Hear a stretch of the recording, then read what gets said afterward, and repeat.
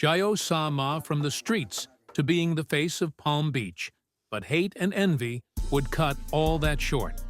Here's the story of Jayo Sama. Drop a like, follow, and subscribe for more content.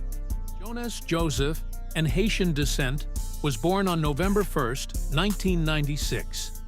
He has said he was born in Lehigh Acres, or Fort Myers, Lee County, whichever one you want to go with, but would moved over to the Palm Beach County area, Lake Park to be exact, around the age of 3.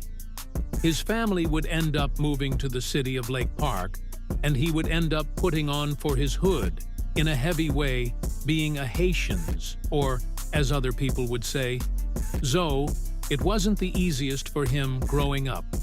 Growing up in Palm Beach would be hard, being raised by a single mother with 2 boys, and a girl would be a struggle.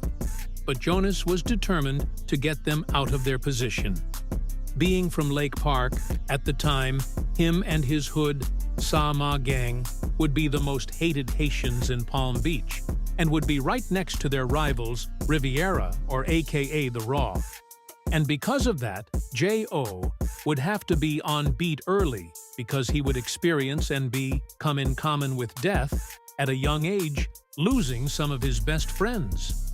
Throughout that time, J.O. would try to gain and maintain throughout the street, and would try to stay out of jail. He would end up dropping out of Palm Beach Gardens because of a low GPA and too many fights.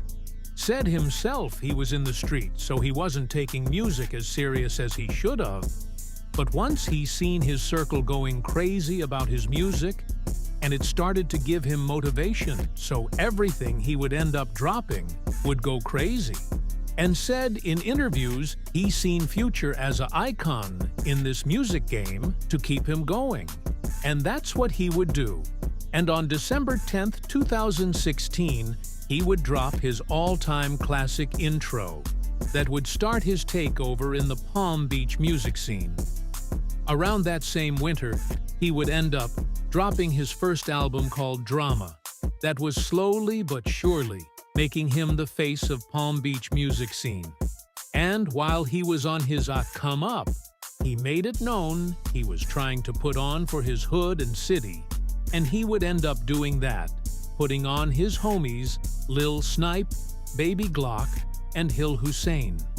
But unfortunately, around this time, he had got caught up for a case and had to do a little time up the road, but once he got out, he would start up his run again, dropping back-to-back videos for songs like Fresh Out, No Face, No Case, Drama, and would even be able to get Jada Youngin feature on his song The Weekend that would do 900,000 views on YouTube. His future seemed very promising, and he had all the Palm Beach music scene behind him, even eventually getting the chance to do a sit-down interview with Say Cheese. And while being out, he would end up dropping another album called Out on Bond and Alien. Around that time, Palm Beach was hot. A lot of killings were going on, and the dissing was at an all-time high. J.O. would end up dropping one of his most known song called Suicide Kid, dissing his known ops, The Raw.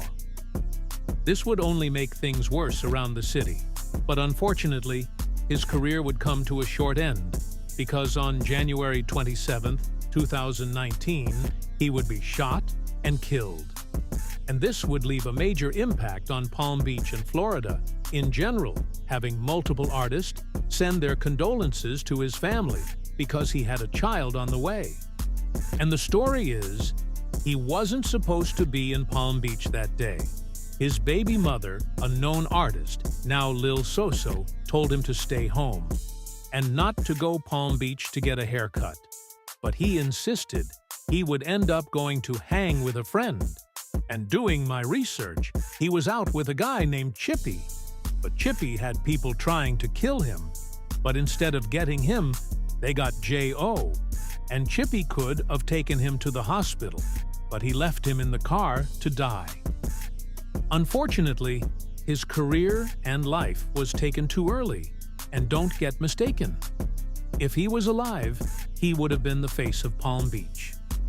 That being said, after his death, his team would end up releasing Fly High and Fly High Volume 2. While doing that, they would drop the music video to Home Invasion and Whoa. And by doing this, that would keep his music alive. His legacy will live on forever, with his team dropping his unreleased and brothers Baby Glock and Hill Hussein dropping consistently. At the time of this recording, his music video to Intro is sitting at 3.2 million views, and his second biggest song, Suicide Kid, is at 2.4 million views. If you enjoy this video, drop a like and comment.